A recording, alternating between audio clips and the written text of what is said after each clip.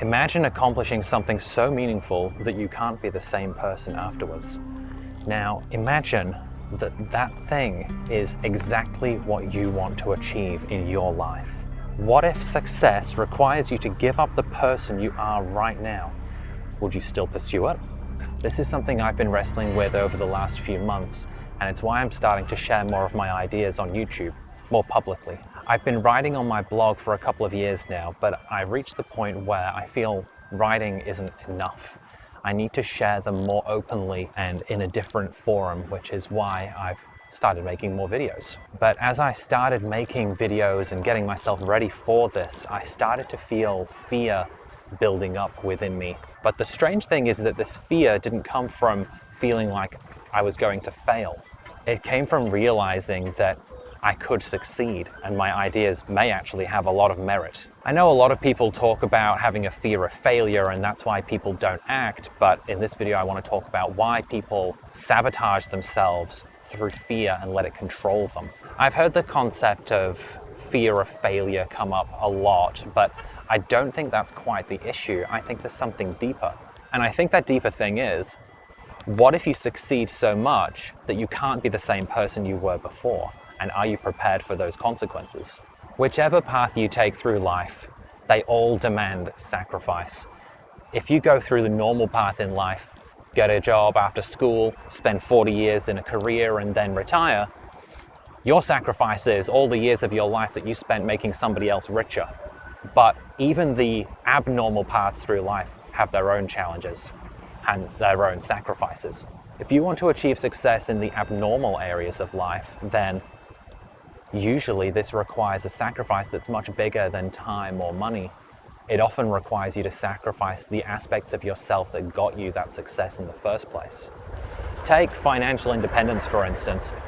You might spend your career saving and investing and doing all the right things with your money, but at the end of the day, if you want to retire early, you have to turn your back on the career that made you all of that money. It's not as simple as just having the money and then letting it solve all of your problems. At the end of the day, if you've built your identity from your career, you're going to have a lot of problems in untangling your life from that. Your portfolio isn't going to save you if it's tied to your job title. The same modes of thinking apply to sharing ideas publicly. I've been writing on Scott on Fire for a couple of years now, and it's been fun having my little blog and my safe little place to write about whatever I feel like in the realm of money and meaning and lifestyle design and choosing work you love and all of the other ideas that I've had. But at the end of the day, there's a sacrifice that needs to be made at this point. And you can't keep building your ideas in that way, in that safe space, if you want them to be successful. You have to find a way to get those ideas out there, get them challenged, get them criticized, and be open to being wrong. Considering I write about money and meaning, having my ideas criticized too greatly means they could end up being completely incorrect, and I could have built my entire identity and lifestyle on some false ideas and ideals.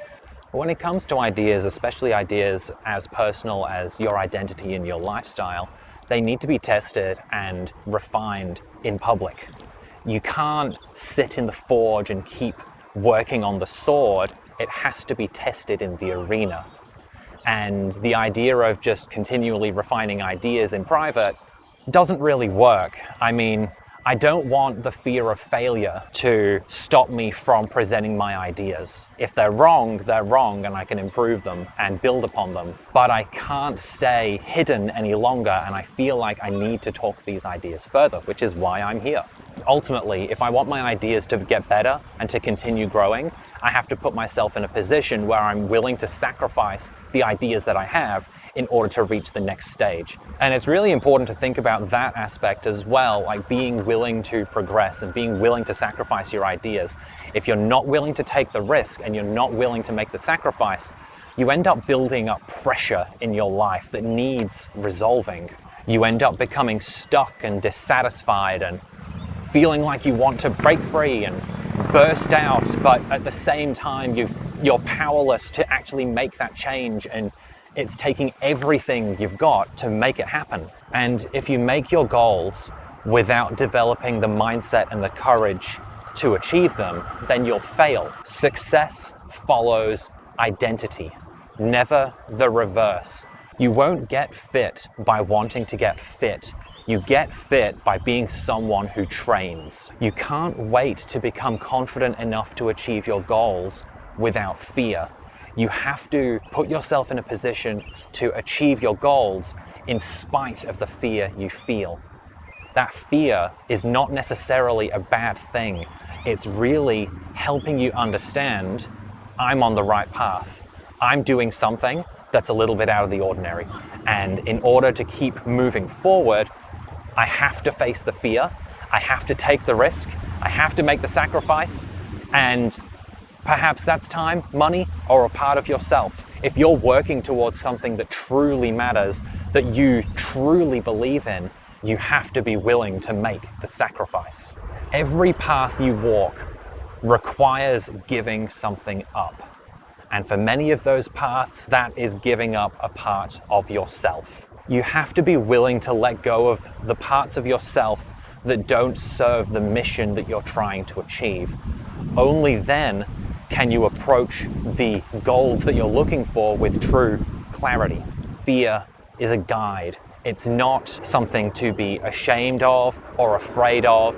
It's a sign and confirmation that you are walking the right path, and one that, if you follow it, will lead you to your goal. Facing that fear makes you somebody worthy of achieving the goal. Realizing who you are and who you want to be is, of course, very difficult. And it's very difficult when that fear is holding you back and it's stopping you from doing the things that you really want to do and you know you want to do, but you just can't bring yourself to do it. And you have to ask yourself the big question: are you willing to pay the price of becoming someone new?